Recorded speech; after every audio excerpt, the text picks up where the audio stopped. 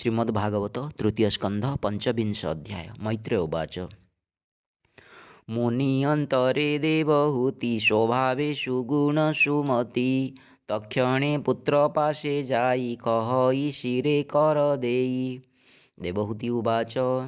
तु अज निर्गुण निर्लक्ष्य तो भक्त जने तु प्रत्यक्ष आदिपुरुष तु ईश्वर जे अंधतम प्राणींकर जीवर परित्राण अर्थे तो अवतार ए जगते स्थिरी स्वभाव मोहि मंद न जाने आत्मा भल मंद की रूपे संसार टूटई जीवन बंधन फिटई मुझे अज्ञान मूढ़मति स्वभावे अटई जुवती तु मोते ज्ञान चक्षु देई उद्धर दुर्गति खंडाई तो नाथ मोते दया कर ए घोर संसारु उद्धर मातृभावरे कर दया जे मन्ते तुटे तोर माया।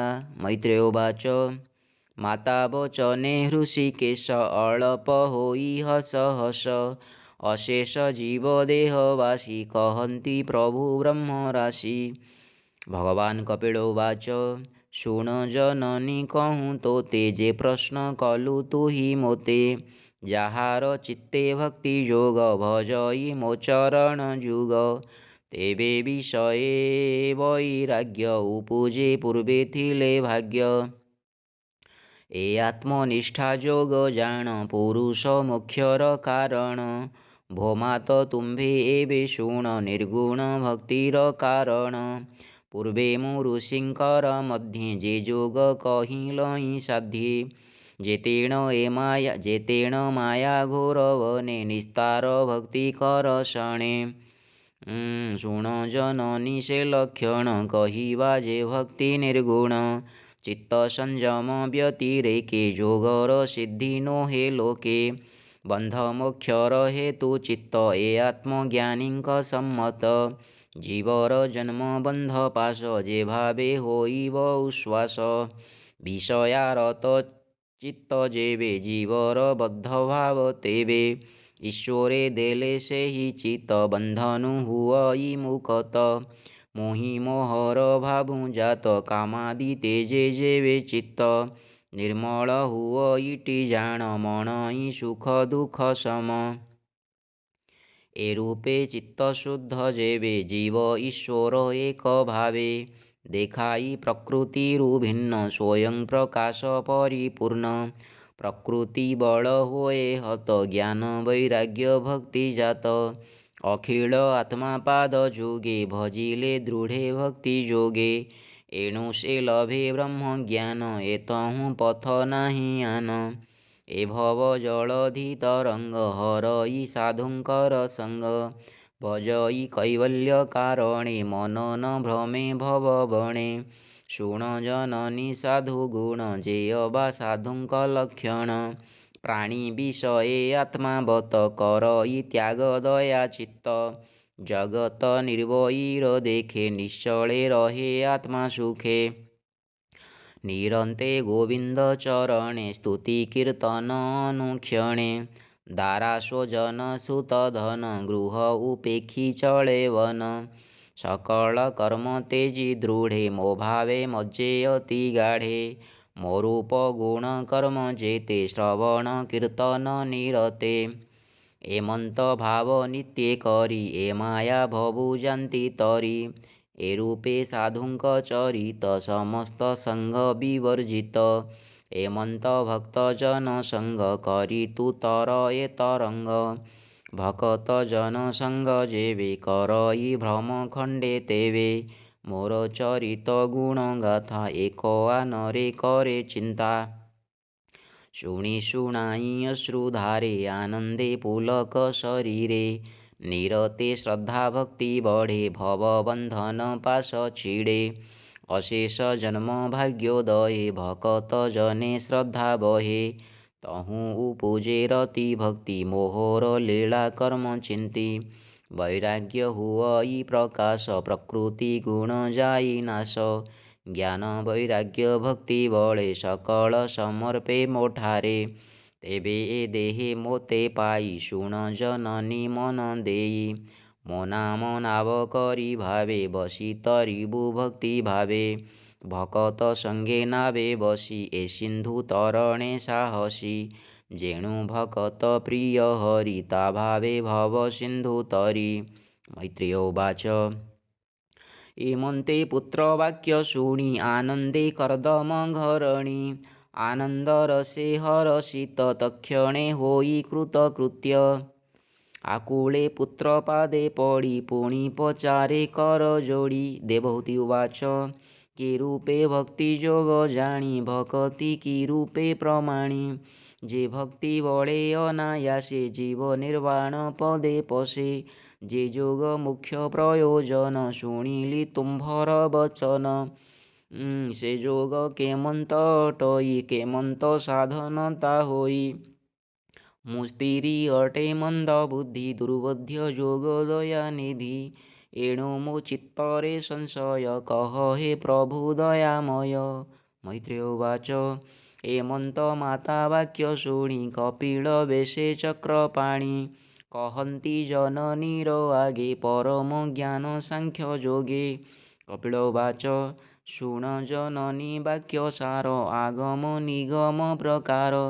ଯେ ବା ଇନ୍ଦ୍ରିୟ ଦେବଗଣ ଯାର ଯେ ସ୍ୱାଭାବିକ କର୍ମ। ଯେ ଧର୍ମ କର୍ମ ଅଛି ବେଦେ ତାହା ଇନ୍ଦ୍ରିୟ ଯେବେ ସାଧେ। ଯେ ବର୍ଣ୍ଣେ ଯେ ବା ଧର୍ମ କର୍ମ ଇନ୍ଦ୍ରିୟ କରେ ସେହି କର୍ମ। ସେ ସର୍ବ କର୍ମ ଯେବେ ମୋତେ ଦେଇ ଭଜଇ ଏକ ଚିତ୍ତେ। ଆପणे ଅକିଞ୍ଚନ ରୂପେ ଭ୍ରମଇ ମାୟାମୟ କଳ୍ପେ। ଭକତ ମଧ୍ୟେ ପ୍ରଧାନ ଲଭଇ କୈବଲ୍ୟ ସ୍ଥାନ। ଜୀବ ବାସନା ବନ୍ଧ ହରେ ନ ବୁଡ଼େ ସଂସାର ସାଗରେ। ବ୍ୟାଧି ଯେ ସନେ ସ୍ଥାନେ ସ୍ଥାନେ ହରଇ ଔଷଧ ପାନେ। ଏ ଭାବେ ଯେ କରେ ବିଚାର କୈବଲ୍ୟ କିବା ବସ୍ତୁ ତାର। ନିତ୍ୟେ ଭକତ জন ମଧ୍ୟେ ହରି ଚରିତ ନାନା ଛନ୍ଦେ। ନିରତେ କରେ ଅନୁପାନ ଆନନ୍ଦ ଅଶ୍ରୁ ଜଳେ ସ୍ନାନ।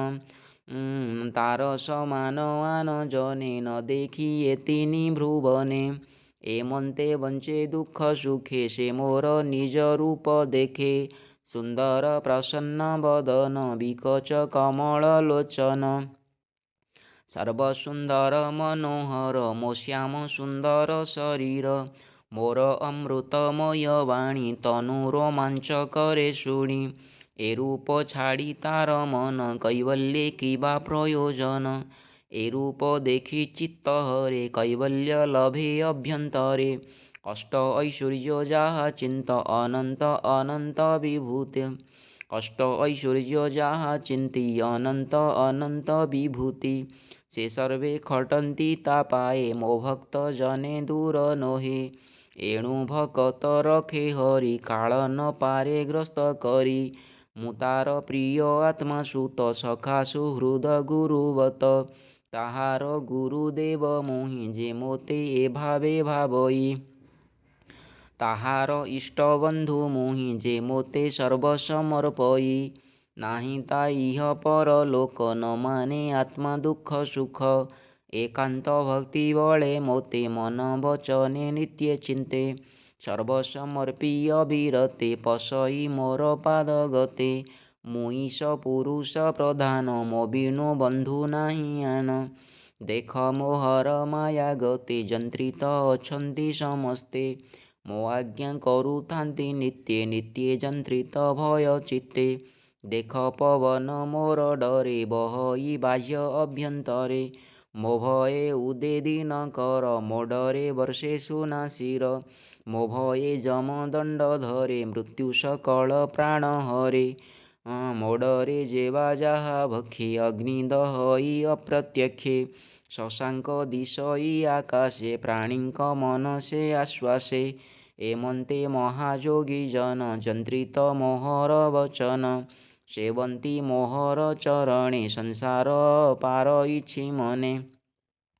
କରନ୍ତି ପ୍ରାଣ ପ୍ରାଣୀହିତ ନିତ୍ୟେ ଅନ୍ୟୁନ୍ୟ ଭାବେ ଏ ଜଗତେ। ଏବେ ତୁ ଭକ୍ତି ଯୋଗ ଶୁଣ ଯେତେ ଜୀବର ପରିତ୍ରାଣ। ଯେ ଭାବେ ଏ ସଂସାର ତୁଟେ ସୁଦୃଢ଼ କର୍ମ ଗ୍ରନ୍ଥି ଫିଟେ। तत्त्वतपन तमनाशे निर्मल ज्ञान हि प्रकाशे। एणु ए तत्त्वज्ञान कहि ଶୁଣ ଜନନୀ ମନ ଦେଇ। ଏମନ୍ତ ତତ୍ତ୍ୱଜ୍ଞାନ ଜାଣି ଯେ ଭାବେ ଭଜେ ଚକ୍ରପାଣି। ଯେ ଦୟା ସାଗର ମୁରାରି ମାତା ବିଷୟେ ଦୟା କରି। ଯେତେ କହିଲେ ଉପଦେଶ ସୁଜନ ଜନେ ଏଣେ ରସ। ତାପଦେ ମନ କରି ସ୍ଥିର ମୋକ୍ଷେ ଉଦୟ ଲଭେ ନର। ତୃତୀୟ ସ୍କନ୍ଧେ ଭାଗବତ ଜୀବର ପରିତ୍ରାଣ ଅର୍ଥ। ହରିଚରିତ ସୁଧାରସ କହଇ ଜଗନ୍ନାଥ ଦାସ। इति श्रीमद्भागवते महापुराणे पारमहंस्यां संहितायां तृतीयस्कन्धे कापिलयोपाख्याने पञ्चविंशोऽध्यायः।